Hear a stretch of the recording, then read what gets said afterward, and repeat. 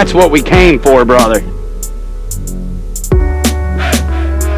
A shark, he all of a sudden gave up, Heidi. Look at that. That was a nice snapper. We got to get a picture of that. Oh, yeah, dude.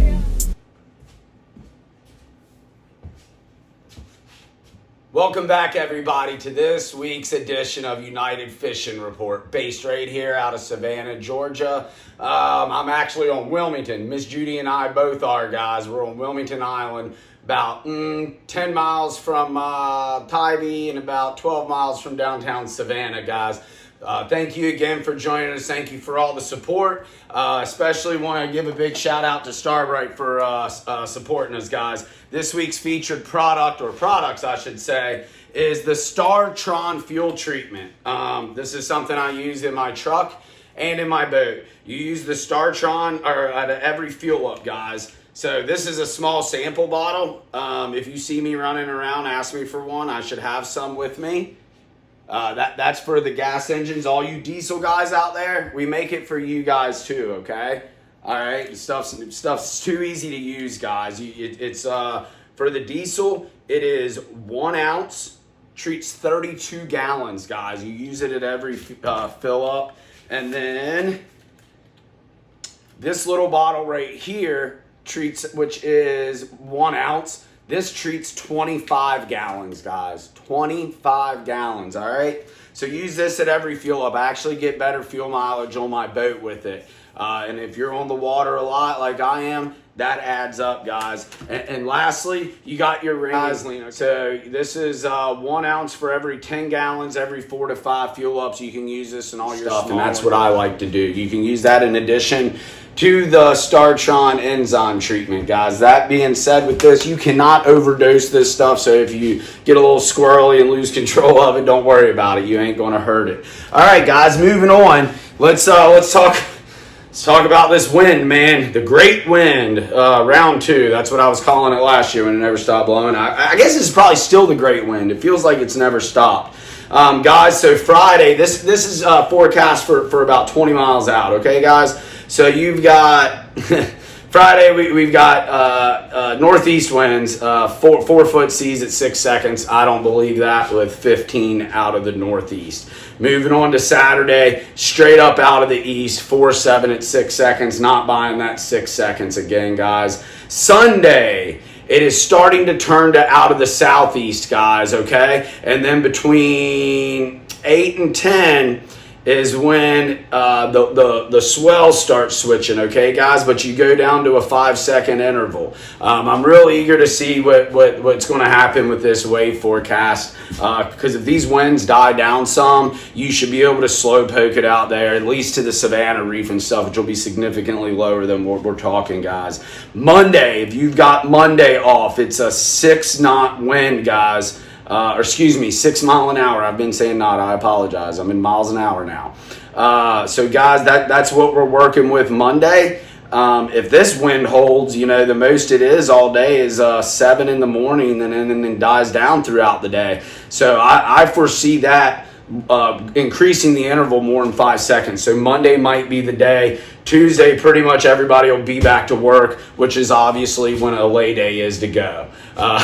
So guys, we'll be staying on top of everything for you as far as the fishing goes. So when you guys can get out there, man, I really hate it for the folks that only get a couple days a month to try to get out there and it's blown out. So that being said, guys, woo, tearing the club up. That being said, guys, on this inshore bite, we got a good trout, good redfish bite going on. Live shrimp, obviously the name of the game, guys. We're getting ready. It should be in the middle of this big trout. Everybody catching these big fatties. I like to release them. I encourage release them. I'm also not going to get all upset when somebody's not breaking the law and keeping a fish. Okay, guys. The government wants to take responsibility on conservation. Well, if they don't do it, then you're free to do whatever you want with your fish, guys. It's your legal catch, right? But I do encourage the release. I release anything over 18 inches as far as trout goes. 20 is usually the magic number. Once again, don't blame anybody for keeping them, man. Those critters are yummy. Flounder bite is going to be picking up. Okay, guys, here in another about 2 weeks, it's going to get on fire, where you can go out in 2 hours once you got the tide timed right and come back with 8-10 flounder, no issue. So moving on now, next on the Reefs, we got Captain Ken Conical of Miss Judy, or Miss Judy's Charters, who is going to tell you guys how to target these Spanish mackerel on the reef even when you can't see them. I hope y'all enjoy this. Hey guys, Captain Jimmy here with United Fishing Report at Miss Judy's once again. This week we have Captain Ken Conical. He's going to talk to us about catching Spanish mackerel on the reefs because it's that time of year. Ken's been doing this for 21 years, so these are the kind of guys you need to seek out and get advice from when the wind's blowing so much you're lucky to get out once a week. Because tips from guys like Ken here will get you squared away and actually really cut that learning curve down and put more fish in the boat for you. So Ken, what do you got for us, brother? Yeah, like I said, I'm gonna start out showing y'all. So today's April the 19th. This is the time of year that the Spanish start showing up. When the water temperature gets to be middle to upper 60s, the Spanish start. When the bait starts showing up a little bit, the Spanish follow the bait. And so anyway, I'm gonna show y'all. This is a planer, guys. So how a planer works is you attach your main line to the ring here, and when you go to let the planer out, the planer slides down here and the water kind of pushes against it. You tie your leader to the back ring here with about 10-15 feet of leader. You want to swivel on this end so your line doesn't wrap up. Mm-hmm. And then I've been using a Clark spoon. Oh yeah. Got a little red bead and all on it. This is a 00. This is the smallest one they make here. And then it goes to a 00, and then this is a 0. But anyway, guys, what you want to do is you go to one of the reefs, hook your line on here. I usually keep mine kind of ready to go. Keep them wrapped on. Just wrap the leader around the planer. Yeah, can you get a little closer to the camera and show them how you wrap that? Because tackle storage, man, guys, I've been doing this for a few years now, and I still booger it up. Not the prettiest, but it works. Mm-hmm. So like I say, this is your snap swivel here that goes onto the back of the planer. You don't put a snap swivel on the spoon in. You want it, where it'll spin. But the snap swivel here keeps it from twisting all up. Like I said, about 10-15 feet of leader. This is 40-pound test. Like I say, you hook your main line to the ring here. When you let it out, you need to have it slid up to this position here. So when the water hits it, like I said, it goes down. Let me back up and undo your leader first. Right, yeah. Don't put it out like this. No, don't put it out like that. No, don't put it out like this. You let it out. The farther out you let it, the deeper it goes. And then when a fish hits it, what it does is, I don't know if you can see this, but what it does is the ring slides to the front, and basically it pushes it up to the surface, and the rod will be bent over when you're trolling, and then when the fish hits it, it'll kind of straighten up and kind of bounce. That's how you know a fish is on there. Okay, and then I see you got different size ones here. Yeah, this is a number 1. This is a number 2, guys, which is a little bigger, and then there's a number 3, which I didn't bring one with me. The number 3 is actually bigger, a little bigger than the number 2.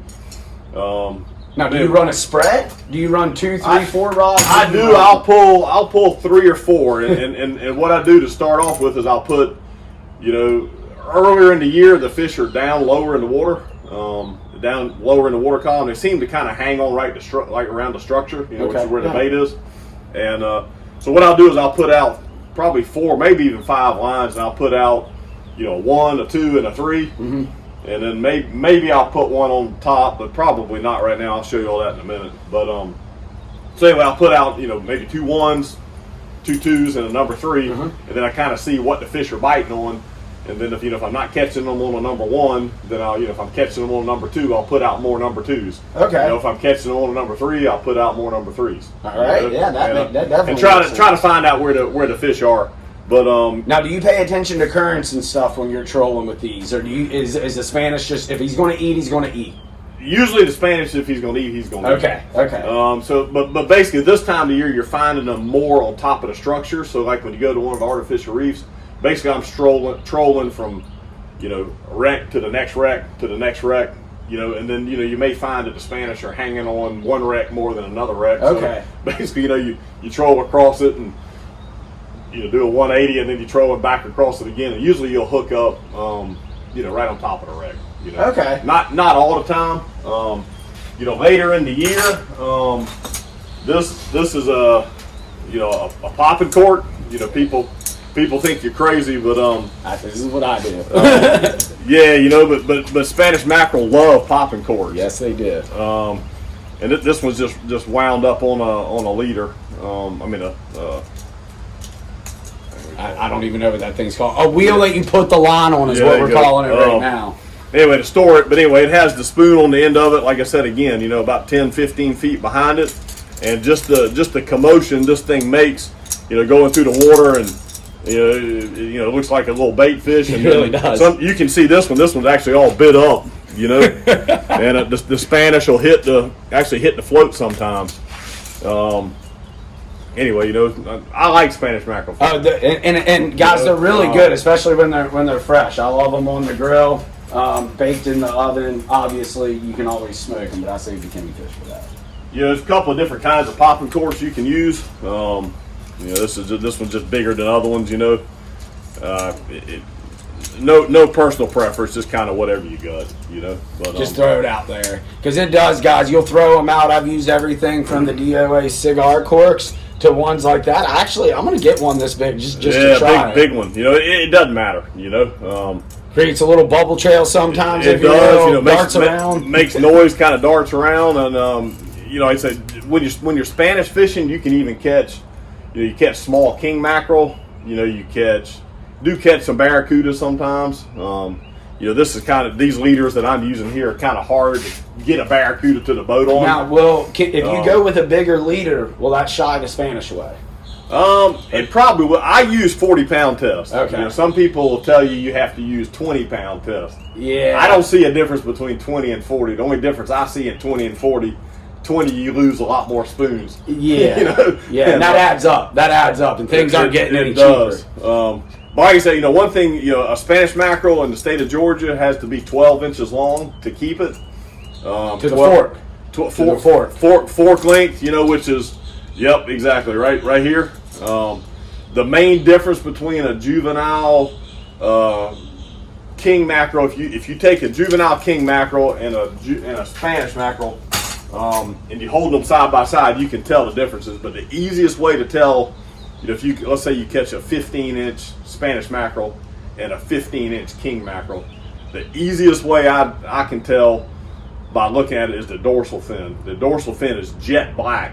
If you pull up the dorsal fin on a Spanish mackerel, it's jet black. On a king mackerel, it's gray. It's kind of a darker gray. Mm-hmm. The other main differences are on a king mackerel, their eyes are bigger. Yep. Their teeth are bigger, and then their lateral line. If you follow the lateral line, it takes a big dip. Yeah, and the dip is dramatic, guys. If you've got a Spanish mackerel and a king mackerel side by side, and you really have to look for that dip, like right behind the dorsal is really where it starts. I believe it does. And when it starts to, if you like really looking at it, guys, it's a Spanish because it's a dramatic dip on a king. Like I said, the easiest way I see is that dorsal fin, but that would be the quickest way. I'd say the quickest and easiest. You don't want to bring back a king mackerel, thinking it's a bigger king, a smaller king mackerel, thinking it's a big Spanish mackerel, but you can get in trouble, Big time. Now, what's the biggest fish you see, or the biggest Spanish you see going with the spoons? Because we all know that you get giants live bait. A big Spanish mackerel is 6-7 pounds. Is a giant. Yeah, is a giant. Now, Spanish do you catch mackerel. those on the spoons? You can. Okay, Yep. I've caught like one or two maybe. All the giants I've caught have been on pogies while I'm king fishing. Yeah, you catch them. I don't really, with what I do chartering, I mainly troll for Spanish mackerel.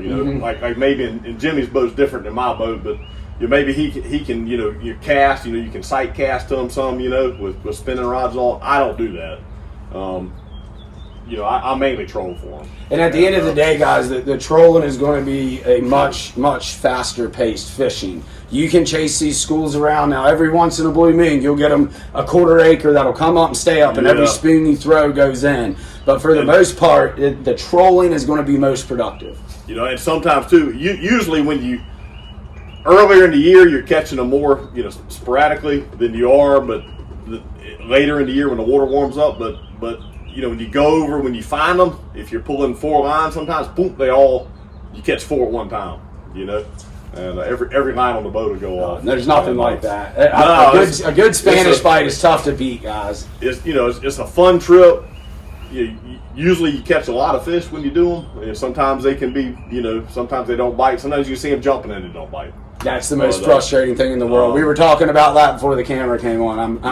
I'm pretty sure that's gave me worse PTSD than Afghanistan, is watching all these Spanish jumping, and you're throwing chunk, cutting up pogies and throwing out there, and nothing you do works. Trolling back and forth, and they're laughing at you. Yeah, exactly. And then you're like, oh, I'm going to be smart and throw a jig on. And I'm like, no, man. When they're not going to eat, they're not going to eat. Move on, guys. I've wasted a lot of time. Throw a couple different, if troll through them, throw a spoon, throw a tiny little buck-tailed spray jig, all this stuff you can get at Palmetto State Armory. But try like 2 different things, troll through them a couple times. They don't eat, move on, guys. They're not going to eat, period. Maybe come back through that area again after the tide changes a little bit. Maybe they change their attitude, but do not waste time. You can't make those fish eat. It's a fun trip for kids. The kids, Yes. you can leave the rod in the rod holder. You have to use a little bigger rod pulling the planers, but you can leave the rod in the rod holder. The kids can walk up there, don't even pick the rod up, and they can just sit here and just crank them in.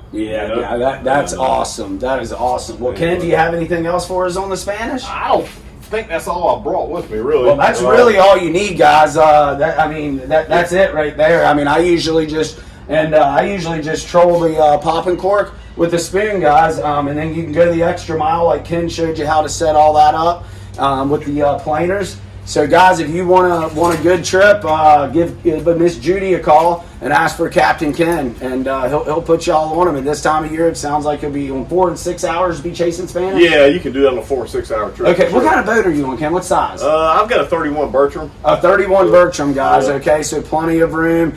Big cockpit on those Bertrams, guys. So give Miss Judy a call and get on the boat with Ken and go get you guys on some Spanish. Ken, I appreciate it, brother. Enjoyed it. Thanks so much. Hey guys, I'm back. All right, I hope you guys enjoyed that. We can always learn a lot from people like Captain Ken that's been on the water for a long time, guys. Him and Judy over there, between the two of them, they probably got 70-some years experience, I bet, if not more. That's almost 2 of my lifetimes. That's insane if you think about it, guys.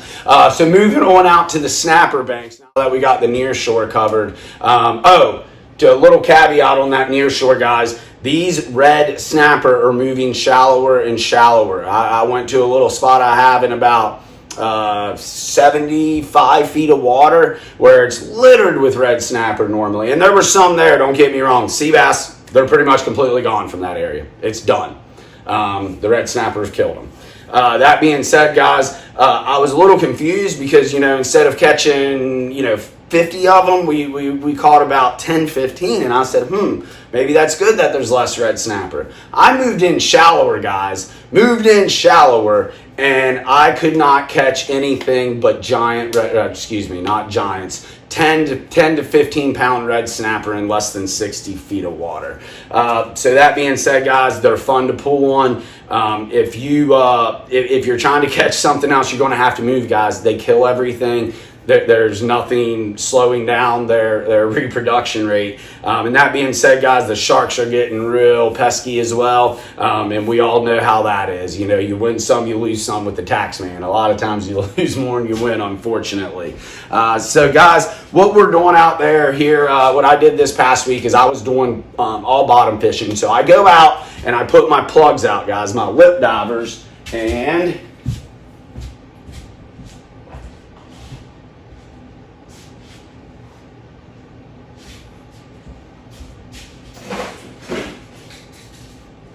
here's an example, guys.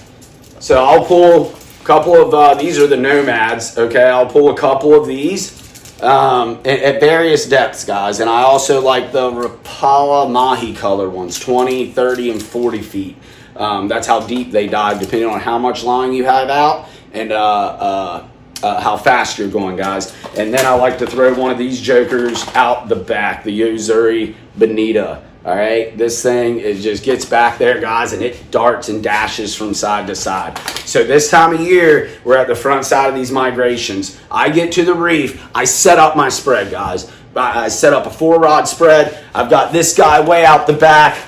I've got 3 of these guys wiggling all around at various depths, right?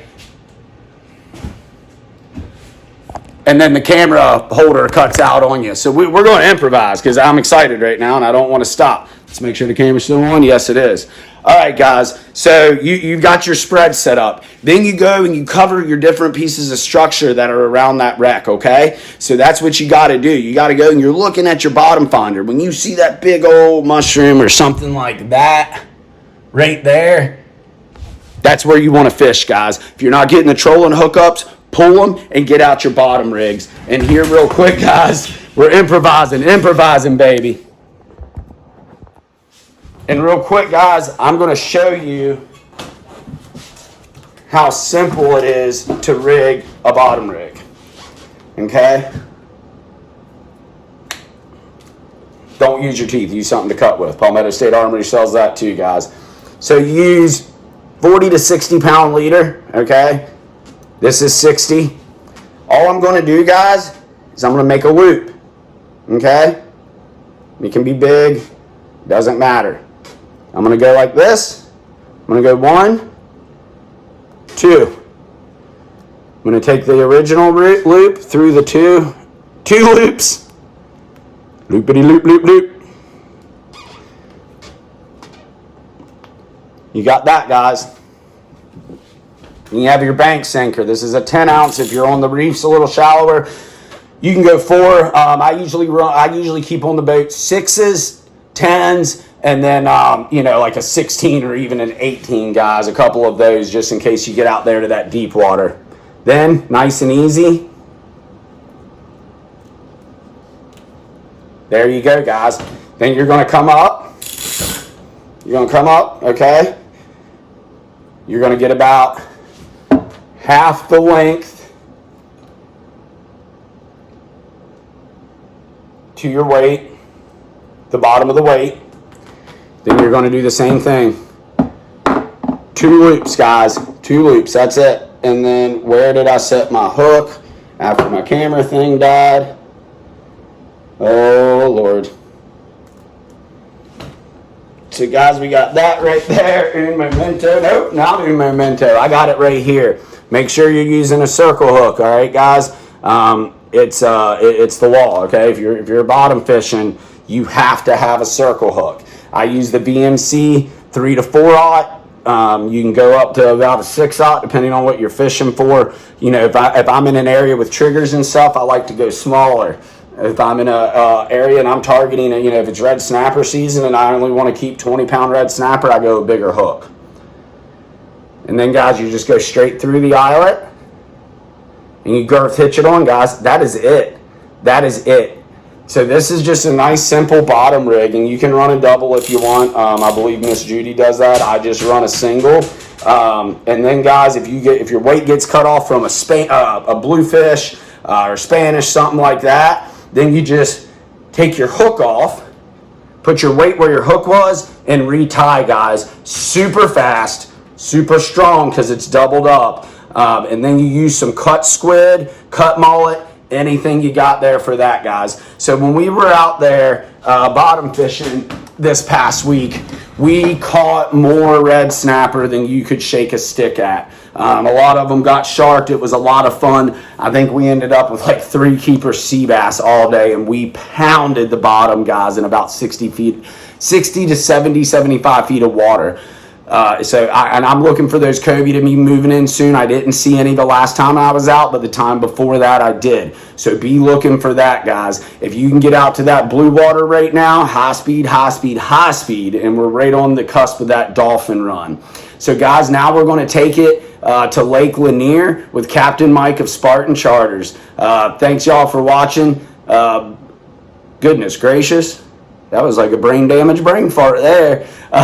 Guys, if you want to reach me, fishingtybee.com, American Fishing Charters. Stay sane, stay safe, and we'll see y'all out on the water. All right, everybody. Captain Mike here from Spartan Charters of Georgia up on Lake Lanier. Lake is currently a couple inches over full pool, and with the warm weather that we've had over the last week, combined with the warm weather coming up for the remainder of this week and heading into the weekend, water temps are going to be heading up into those 60s like we're talking about, and spring is here. We're talking throwing flukes and sub-aisles at Main Lake Rocky Points for the big spots that are out there. We're talking using those shaky heads and Ned rigs like we talked about last week for the actual bedding fish that are up there. You got striper coming up on free lines with blueback herring, trout, gizzard shad, the whole mix, where you can get the trout, that is. And the crappie, they're heading up out of the deep water over to the docks, where they're going to be taking on jigs and minnows, and everything's just busting wide open. Pretty much all the fun patterns that everybody enjoys every spring is in play. Make sure that you stay flexible. If you find that they're not hitting the sub-aisle, go to a fluke, slow it down a little bit, dead stick it for a minute. If you're running free lines in the morning and you stop getting hit, throw a split shot or two on there, change over to down lines, definitely watch your electronics. With the crappie, keep adjusting that depth. If you're not getting hit, you may be too deep or too shallow. Just make a change and see if that has any effect. We're going to be back on the water this week, and we look forward to seeing you out there. So with that, good luck, stay safe, and we will see you out on the water. All right, guys, man, Mike has always got some good information. That dude is a true professional, guys. Next up, we got my good Ranger buddy, Quinn Hollandsworth of Ranger Angler Fishing Charters down in Destin, Florida. I've been trying to get down there and fish with him, but man, the dude's just staying steady booked up, which is a good problem to have, and that tells you he's a good guy to be with. So I hope you guys enjoy this report. Until next week. What's up, guys? Captain Quinn, Ranger Angler Fishing Charters, coming at you from the Destin, Santa Rosa Beach, Florida area here, the Panhandle. Here to give you guys what I'm seeing in the Choctawhatchee Bay this week.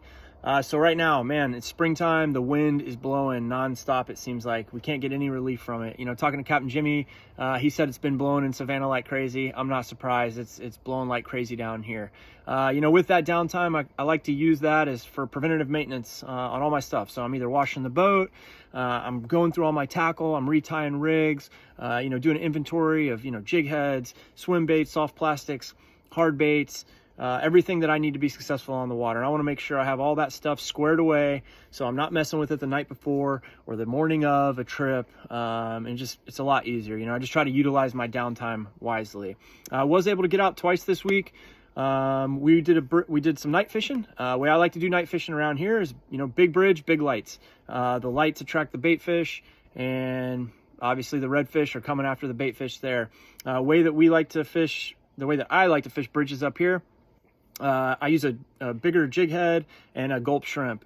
Basically where the water meets the light from the light from above the bridge, we toss down there and we jig up sand trout. I use an 8 to 10 inch sand trout.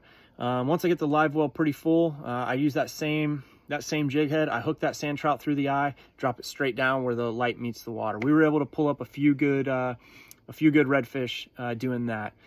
In addition, during the day, still targeting the same areas that I normally would. I'm fishing grass flats, I'm fishing points, I'm fishing openings of, where a creek would open up into the bay, and docks. We had most success this week fishing docks. And the way I fish docks here is I'm either fishing it with a popping cork, but this week what I found best was just a Carolina rig. And the way I do it, just a regular Carolina rig, 15-pound braid, 20-pound fluorocarbon leader, 3000 series spinning reel, and get you some good, nice shrimp. And I just kind of whip that shrimp up underneath the dock where it's the shadow line is, and we were able to pull out some lower slot redfish this week. I'm still using Miradines on the grass flats for trout. I have so much confidence in these. It's really, honestly, the color pattern. I like the crushed glass. I like the skin series, but honestly, this is what I have a ton of confidence in. And I know that if I need to go search for trout and they're around, one of these is going to work. So really, you know, whatever you feel confident in throwing, it could be, you know, a jig head with a swim bait on it. It could be top water if it's, you know, early morning or evening, or it could be a mirror lure, or even live bait. But throw what you're confident in. These have been working well, and so I'll probably be using these for, you know, all the way through summer, and even in the fall. I'll use these not only to target trout, but I'll use them to target big bull redfish when they come into the bay to spawn. That's really about it, guys. Hoping this wind lays down. Thanks for watching. Hope you guys got something out of this, and we'll see you next time. Tight lines.